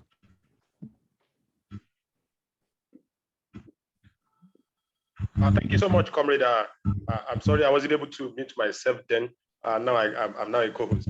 Thanks, Baba. Yeah, I think that I want to just put an addendum to what Comrade Narea said about Nigeria, which is also of the fact that Nigeria is at war, at different kinds of wars, shades of war, Boko Haram, social wars, a lot of ethnic wars, and with the 2023 election, it could become a full-blown war. And then it's also to show up the fact that it's a clear sign that we here in Africa too must now start mass mobilization for an anti-war movement, because we have a situation where all roads of the Nigerian ruling class, of all roads of the politicians are moving to either they continue ruling Nigeria or war. And so we have a situation where such anti-war movement needs to be built ASAP. And if we are going to do that, we need mobilizations of all of the ethnic groups that are involved, making them to understand. Because the issue is that in Nigeria, most of the wars you have, everybody blaming Islamic fundamentalists, blaming just the terrorists, but not blaming the politicians. And so these are and that is why the Ukraine-Russian war almost met the left in an urgency, because there's a need for us to constantly link both the internal crisis and the general crisis, the general wars and the internal wars, to the African, Nigerian, and global political leaders, rulers, who continue to effect policies that we inadvertently lead to war. So if you see it both in Ukraine and Russia, Putin and Zelensky, socially, politically, economy, have been anti-people, anti-masses. And that leads me to my second intervention, responding to the comrade that says that it's not Putin, you don't blame Putin and all the rest. I think that, comrades, we should just be clear about this. If we talk about what Putin had done in Africa, let's even ask ourselves, did he liberate Africa? No. What we had is with some guerrilla warriors and all the rest. And it didn't mean that if you look at the several liberations in Africa, these persons, this imperialist section did not play any real leading role. They didn't play any leading role so far. You get it? And even if they had played leading roles, let's have a current assessment of the current issues in a quite a very thorough manner. From Ghana to Nigeria to South Africa to Egypt, the issues that we are battling with today are supported by our ruling class, are supported by all strands of the global imperialists. Both Europe, Americas, Russia, China today are supporting the Nigerian ruling class. They are all supporting Buhari. China, in itself, is giving loans to the Buhari government in Nigeria that continue to build rickety railways, continue to be very corrupt, and those loans are also becoming bigger debt that future children of Nigeria are going to be paying for. So we should see either of both sides of the Western ruling class and the Russian ruling class as competing for who will oppress us the more, who will be bigger imperialists. That's the battle. And so in the battle of the so-called elephants, we shouldn't allow ourselves to be the grass. We should also rise up as a lion defeating the elephants of imperialism. To do so, I want to propose that this kind of Zoom meeting we have today should be deregulated, should be, let me not use the words of the imperialists, should be decentralized to our different to different countries in Africa where we have presence, so that we can also use this to educate our people, because all of the internal wars we have at the different countries in Africa, we need to continue to fight against them so that we can then fight jointly on an African level. You get it? So for me, the battle. Time. For me, I want to say that it is neither Zelensky nor Putin. It is neither the United States imperialism nor the rising Russian or Chinese imperialism. Thank you. Thank you very much, Comrade Tafato. Comrade Faisal to follow. Thank you, comrade. Can you hear me? Yes, you are much audible. I would want to start by saying, for me, it's neither Washington nor Moscow. This is an imperialist war by the imperialist countries as they seek to expand their territories. And it has got nothing to do with the working class, and we should condemn it in all its senses. We should condemn the giving money to Ukraine by America to buy more arms. This is a war that is coming as a result of the continued crisis within the capitalist system. And the only solution that the capitalists have got to this crisis is to go to war and destroy everything and then later on start rebuilding. So as the working class, what should we do? We should intervene in the struggles in our different countries, seeking to radicalize them on a class basis and exposing these hypocrites by the imperialists. And I would want to look at the situation of my country, Zimbabwe. Zimbabwe is a country that has been in economic and political crisis for long. The crisis that was started by the capitalist system when the working class reacted against the neoliberal policies. And we had the peasants joining also these struggles. And then the ruling party, ZANU-PF, hijacking the struggles, seeking to buy the peasants and giving them land. And then you had the Western imperialists saying that Mugabe and the peasants, you've gone far. And then they imposed the sanctions, economic sanctions on the country to send a message to other countries: don't you dare take land of the imperialists. If you do, you get this kind of punishment. So it's a country that is, the sanctions have worsened the economic crisis on Zimbabwe. So you now have the ruling party being supported by Russia, by China, and then the opposition being supported by these Western imperialists. But both of them have no interest within of the working class. Russia and China wants to expand their imperialist interests. On the other hand, the Western imperialists, they want to maintain that grip. So what we can do, for example, in Zimbabwe, the crisis is now at a high, it's climaxing. There's also repression from government. And the working class, like next week, the working class, the government workers have called for a strike. So as the socialists, we intervene in this strike, radicalizing the strike on a class question and exposing the imperialist interests to the working class. That's how we can intervene in our local countries in this saying no to the imperialist wars, to the imperialist interests, and putting the interests of the working class at the forefront. Thank you. Thank you very much, Comrade Tafatwa. Comrade, if the last three speakers can be brief, the last speaker will be Comrade Baba, who will be closing the session for us. Comrade Faisal, take the floor.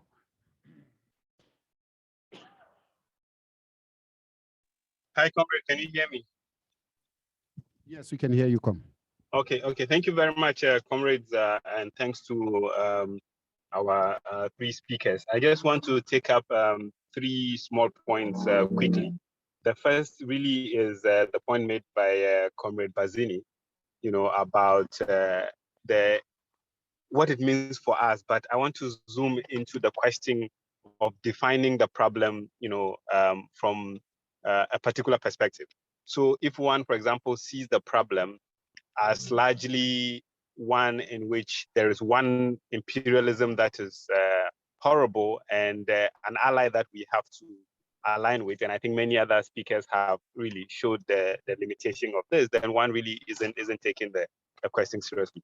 But I think I want to look at it this way, to say that, and I think Comrade Bazzini did a good job in framing it that way, that here we are facing a reality whereby the result of imperialist aggression is that ordinary people continue to suffer, basic lack, right? So from food to medication, but also inflation across the board on the continent makes it difficult for ordinary people to make a living. So what does Pan-Africanism mean here? I think it seriously means a break away from any kind of top-down solidarity, which tries to use a particular memory, a particular history to mobilize people, away from concrete transformation, concrete social change that takes on our local elites, who are often the vessels of global capital. So I think this is really important, because often you hear comrades say that in a Pan-Africanist sense, we have to align with Russia because of the role that the Soviet Union played, in the struggle against oppression on the continent. And I think Comrade Bazzini did a good job by showing where Putin and his oligarchs stand today. Russia today is not the early Soviet Union. Russia today is as expansionist and reactionary as many of the Western states. The final 2 points I want to raise relate to the presentation by Comrade Lanre. And the point that the comrade made is really important in terms of what this means for ordinary people who are already suffering all kinds of crises, that the state in Africa has wrought on them. And the Nigerian case is really interesting, because Nigeria, for example, is at a moment where different sections of the elites, just like they do across the continent, are going into their tribal holes, trying to mobilize people using some primordial sentiments, while they align into all kinds of alliances across the country. So my question to Comrade Lanre, and maybe to any other comrade from Nigeria, is what does the current moment mean in terms of this endorsement of the NLC for Peter Obi of the Labour Party, who just joined the Labour Party after he couldn't win in the PDP? What does it mean for an opening, to foreground working class politics, but in particular, a militant trade unionism that is, taking seriously the question of power. And then the final thing is really to commend this point that Comrade Lanre made about the need for cooperatives, the need to create conditions that allow local communities to take ownership over, food. And I think this is important preparation ground for a politics of sharing, a politics that instills confidence in ordinary people that they can act actually manage their own affairs, that we do not need some elite, you know, to run a society. Thank you very much, comrades. Thank you very much, Comrade Faisal. We're now going to take the last two hands, which is Comrade Yane and Comrade Baba to close. Comrade Yane. Thank you so much. I regret that I missed the timing, the time conversion, and did not see the speakers, but I hope that I'm not being redundant or asking something that was already spoken. But I appreciate the conversation that was having, and I really appreciate those last comments because they're in the spirit of what I was wanting to ask about, which is where are the solutions that are in our hands? In addition to looking at that which we must fight, where are the places where we can build, and how do we build up people power, and how do we build it up across our communities or across the globe, and find our allies that are also dealing with the same kinds of oppressions that come from this land that I am in the belly of, you know, so like places like what's going on in Venezuela and Cuba, and you know, the places, for instance, that were not participating in, either because they weren't allowed or because they protested the Organization of American States Conferences, as an example. Like, where are our allies and how do we move at the national level to build with these other kinds of nations and carve out, is there a possibility, I often wonder, of us being able to carve out our own empowered, you know, the lands that have all the resources that are needed, but are being strangled through sanctions or through these other kinds of imperialist dominations? And how do we build ourselves to carve ourselves out of this whole struggle, this whole other space where these nations are obviously dependent upon the African continent and the general working class in order to even sustain their power and impose their power? How do we separate that from them and build with nations that have the kinds of resources and the kinds of will to go up against these imperialist powers without trying to establish their own hegemony, you know, like those that I mentioned? I'm just curious as if there is any, and I know there's only one comment left, but this is what I often wonder about in regards to the power that the African continent and the African people have in their hands and at their feet, and in our hands and at our feet, but on the continent in particular, and the power of relationships that we could build that confront or contradict the oppression that is bestowed upon African people all over the world and working class people all over the world. This starts with the oppression of the powers of the continent. Thank you very much, Nane. Comrade Baba, come in.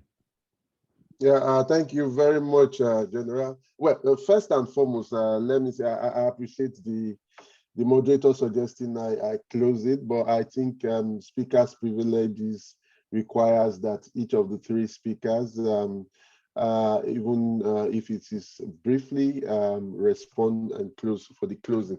So I will urge that each of the speakers spend some 3 minutes, and particularly JK, I know it's difficult getting, you know, to so let's go, Baba. Shoot your question. You just have a few times. Don't worry. No, that's it. No, I was just responding to what General, your no, the speakers are going to respond, Comrade Baba. Okay, continue. okay. That is yeah, it is not the thing is, I will also be brief, and meanwhile I'll speak quickly to the Labour Party bit too. I would say first the issue of war. I think there are two things regarding war. The one is, I mean, what's Clausewitz pointed out, that war is politics by other means, and so just as with politics in general, that for us the point of departure is the working class interest, and from an internationalist perspective, I think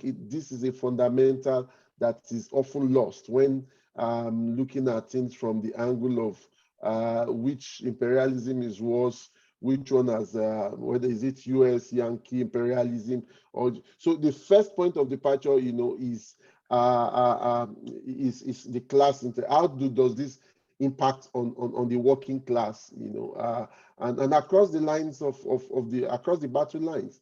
The second part is that wars tend to exacerbate several inherent conflicts, several inherent issues, because along with it comes things with maybe like famine and social issues are sharpened. So it is not accidental that in several instances historically, revolutions have come in the wake of wars. It's not as if it's mechanical, but look at the Paris Commune, look at the Russian Revolution, and a number of others. And this should, I think, serve as like point of departure of, centering the working class in understanding what is happening in Ukraine, particularly the Russian invasion. A lot has been said, and which I agree with, underscoring not only the fact that Putin is not a saint, but that this is an inter-imperialist rivalry with arms. I also would say that probably nothing underscores the unjustness of the war on the Russian side than the response of the working class in Russia. In the first 2 weeks, the Putin regime had to imprison over 15,000 people for anti-war activities. Eventually, I think more than double that number were incarcerated. Meanwhile, because Russia is somewhere also that, I have not only physically been in, but appreciate the relationship with the unions. Virtually all the independent unions are anti this war, whilst the yellow unions that transformed from the state capitalist period into the current period, with big money, big men close to government, are all in support of this one, saying the same thing that Putin is saying. So these are some of the things that show underscore that fact that this is Putin's position is not in any way advancing the cause of the working class. For us, as Africans, talking of within the African context, and also relating this to actionable steps, is with regards to, you see, Nanre mentioned African leaders going to meet Putin and all that. But an important thing I think that we can hold on to also for demands in different countries took place with Kenya. Uhuru Kenyatta raised the minimum wage by 12%, not out of love of the workers, but out of fear of what rising food inflation can result in. So we can argue if this could happen. Why? Comrade Baba? Yes. Yeah, be conscious of time. Okay. Yes. I'll do that. I'll do just two quick things. I thought I had spent 2 minutes 30 seconds. But so the two quick things. One, on the because I want to speak to the Labour Party bit. I won't stay long, but I think that was except if Nanre is also. But I think I'll speak to that. Sorry, I'll take just a few minutes more. I think that the issue of separating between a national liberation and national defensive character of the war might be hair splitting, because to me, I think national liberation is more of the verb. The noun for socialists has always been self-determination, and it's not accidental that Lenin did point this out, that look, there are times that these things seem so complicated, but we need to look beyond it. The fact that I want to look at the exact words is that the fact that the struggle for national liberation against one imperialist power may, under circumstances, be utilized by another great power in its equally imperialist interest, should have no more weight in inducing social democracy to renounce its recognition of the right of nations to self-determination, quote and unquote. So for me, the issue is self-determination. national liberation struggle could be defensive or offensive. In fact, it can turn from the defensive to offensive and vice versa. But I think that it's national liberation, but this is one of several layers of the character, the reality of the war in Ukraine. So I'm true with that. But on the issue of the Labour Party, what I would say now, also because of time, is that we are seeing in Nigeria what took decades in Britain and in Europe generally with social democratic parties being squeezed into years and months.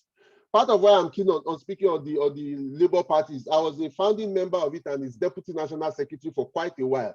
We are seeing the expansion of social democracy and illusions in it as, and the Labour Party as what Lenin described of Britain then as, a bourgeois workers' party. But with even a worsened character than that, because of time, I won't want to go into that, but I think this is something that we would engage more. Comrade Baba. Thank you. I'm over. I'm true. Thank you. Thank you very much.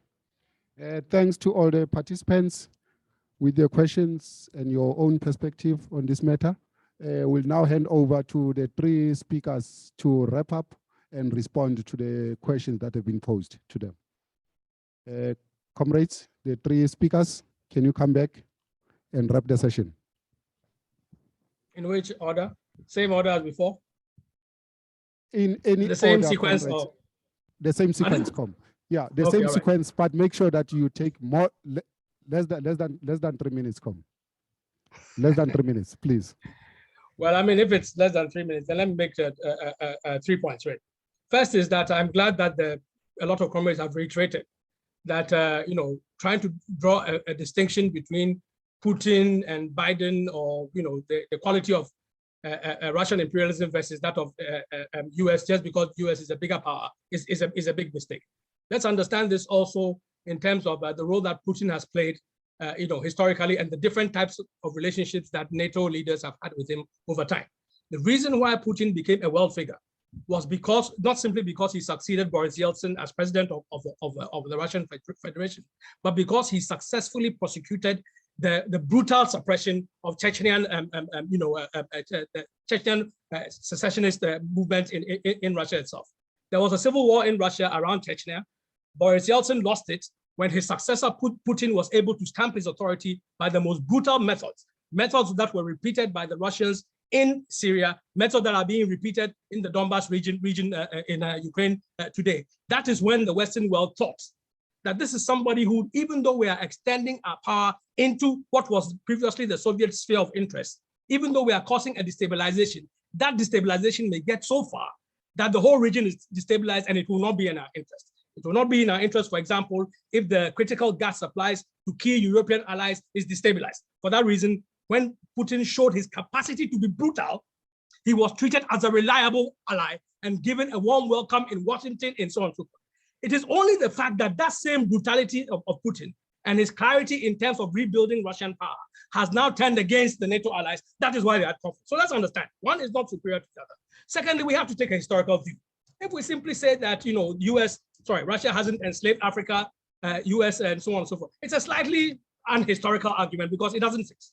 Okay, Russia would not have been in a position to colonize anybody or enslave anybody, even if it wanted at some point in time. It is critical to understand that imperialism is not some trait that is innate in some people because of the race or country that they come from. It's not some American disease. As I tried to say from the beginning, it is a disease of capitalism.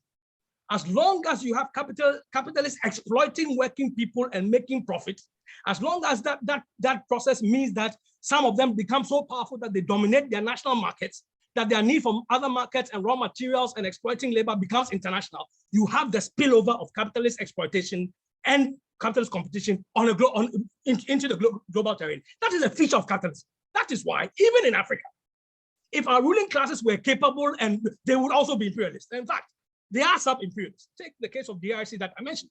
In 1997, we said that, 1998, we said that Africa had its first world war. Why? Because almost every country in Central and Eastern and Southern Africa, any powerful country, was involved in the DCR, trying to grab resources for themselves. Zimbabwe, South Africa, Tanzania, Uganda, Angola, so on and so forth. In fact, today, when the same, what's his name? Kenyatta that Baba mentioned, talks about building a standing East African force so that they will intervene and stabilize, the DRC. It's a nonsense because every country that could participate in that already has forces in DRC. When the Congolese closed the Rwandan border for 3 days, the Rwandan economy was in total, crisis. Why? Because all its exports of tin, of tungsten, of cobalt, everything come directly from it is a sub-imperial power. It is that same sub-imperial power that enables Rwanda to project itself as a new source of stability, so that it is in Mozambique, so that it is the one partnering the British government in terms of a racist immigration, repatriation of migrants and so on back into Africa. It is the one hosting the Commonwealth Summit, which starts on Monday, and so on and so forth. And every African government wants to do the same if it can get away with it.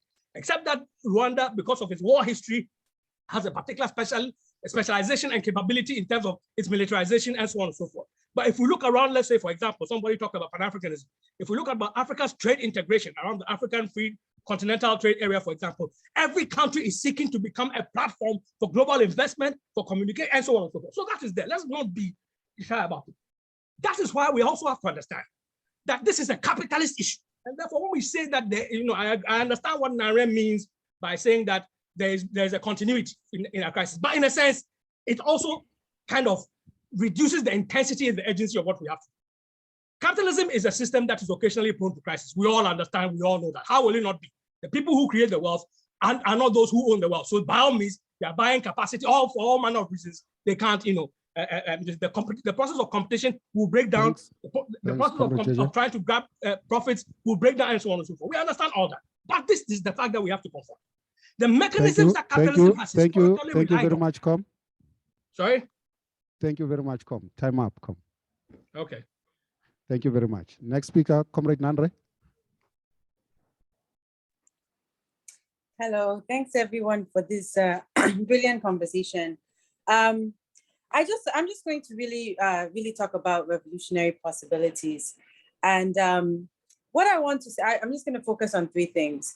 And one is, I really think that it's a moment, and I'm not trying to minimize all the analysis or every other thing that we've had in this conversation, and a need for very strong critique of what's happening in the West.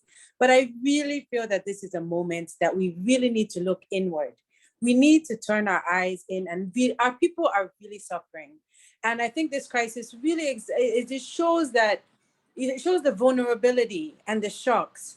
And we cannot continue to engage in ways in which we are so focused on what is happening in the West, in Russia, in Ukraine, in the US, NATO. We are acutely aware of imperialist power and what they are doing.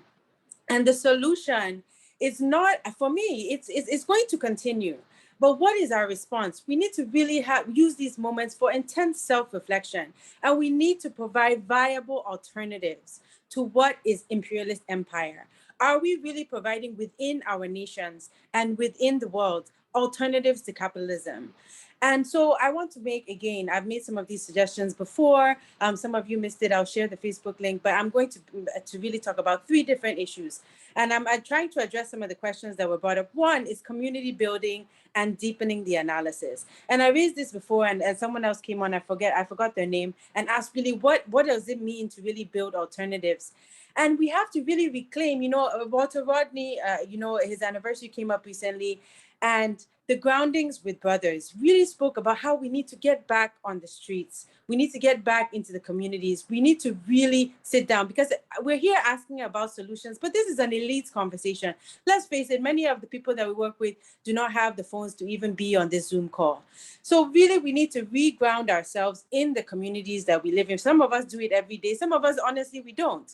And so market meetings with students, having these conversations, creating this response, having radios, songs, TikTok. We need to have a dialectical process in which we continue to ask people, how is this current economic situation affecting you, and how can we work to resolve it? So building cooperatives is one of the things that we mentioned before. But really, this dialogue, this important critical dialogue, is what we really need to be engaged in our communities, and to bring that back into the online conversations, not just speaking to the choir, not just having conversations with ourselves.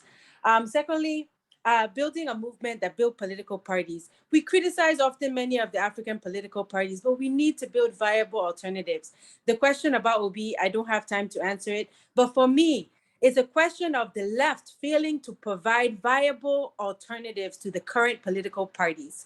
So when we see that there are other political parties coming in and taking up space, we have to ask ourselves, why are we not providing the alternative that really speaks to the people, that really speaks to the masses, that builds up mass-based membership? And we need to provide that. We currently do not have state power in most of our countries. And so that's the last point, is really deepening our African connections, our Pan-African connections. And deepening our Pan-African connections means understanding that we do not wield state power. In the 1960s, in the 1970s, there were still progressive African governments that were still trying to have some of these conversations. It is not the same today. We do not have state power. And we have to understand that now working within our current organizations and structures has to take on a very different form. So we need to provide alternatives, and we need to provide physical alternatives. You know, currently the Summit for the Americas took place. There was an alternative conference taking place in which thousands of people gathered. And so we need to find out how we can rebuild these physical gatherings in the post-COVID economy. And we also need to create a Pan-African economy. None of us should be wearing clothes that are not made by Black people.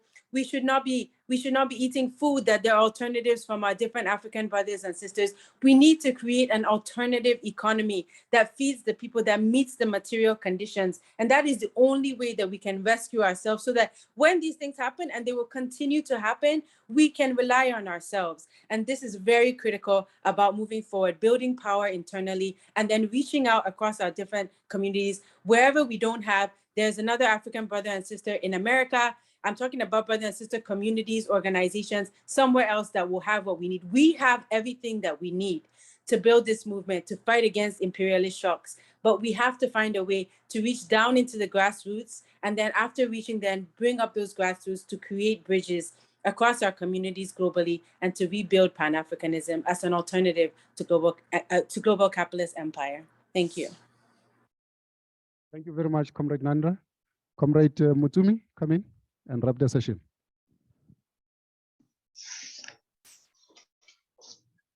Thank you, comrades. I think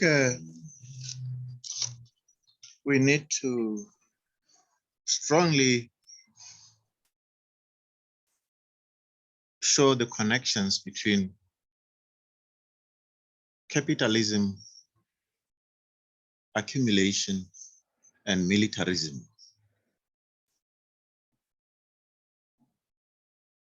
And in that connection,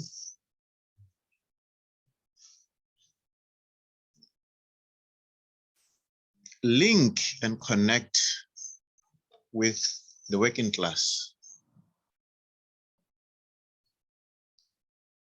Because the central issue that comes from comments is, how do we intervene?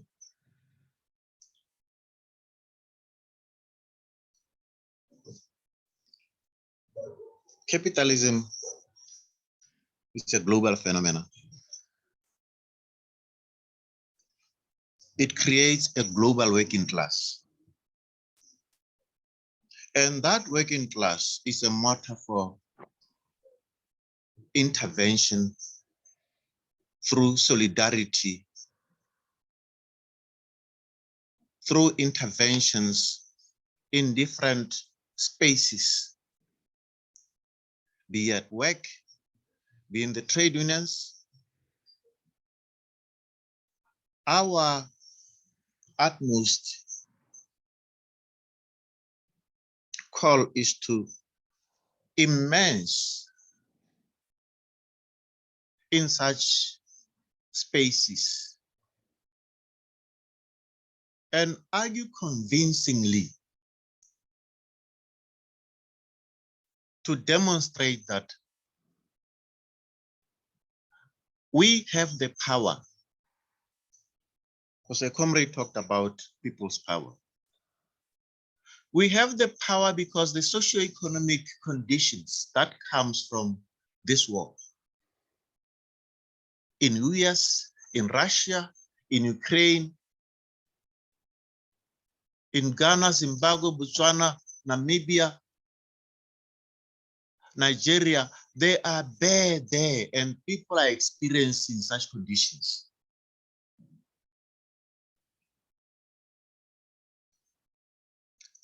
I acknowledge that, you know, Pan-Africanism is dear and closer to our hearts. But it has limits, serious limits. Because unlike an internationalist perspective, it limits us to relate as nationals, as Africans. And in that process, we detach ourselves from the global working class. We can't form an anti-capitalist pole, a global anti-capitalist pole, when we confine ourselves to our situation, our conditions, and our culture, of course, recognizing our own situations, which are not always the same as Western countries. But I think the matter of change is in the working class. Revolutionary socialists should always argue and show that capitalism exists because of the working class. They feed its production system, which goes into profit, and gradually the markets are saturated and the tendency to expand through accumulation. In that expansion, militarism gets in. You would have seen how the sanctions that were imposed on Russia with Western powers, multinationals pulling out of Russia. Of course, under this moral, sympathy, but in essence, they go in hand with the capitalist state and its military. So I think this is a real opportunity for us to build from below, to build from organizations, to relate with other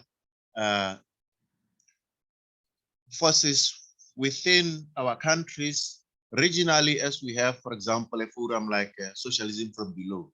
I don't think this is an elitist discussion. Some of us are going to work on Monday. We experience this, we talk about this, we are in organizations, and the Marx method is very important in helping us and other people to see that capitalism breeds war, war brings suffering, poverty, inequality, and therefore it must be overthrown. Thank you, Chair. Thank you very much. And thanks to all the three speakers, and thanks to the audience that managed to join the IST Africa meeting today and taken your Saturday evening to join us. Thank you very much, everyone. We are closing the session. Thank comrades, yeah, you can put on your videos and show your face and say your goodbyes. Goodbye, comrades. Thank you so much. My video is not working, comrades. I wanted to show myself, I don't know. But my voice is there. We are seeing you. We can see you. You can see me. Yeah. See you. See you. Amanda. We know Amanda, everyone. Yes, comrade, we can see you. Great one, comrade. Thank you. Power to the working class.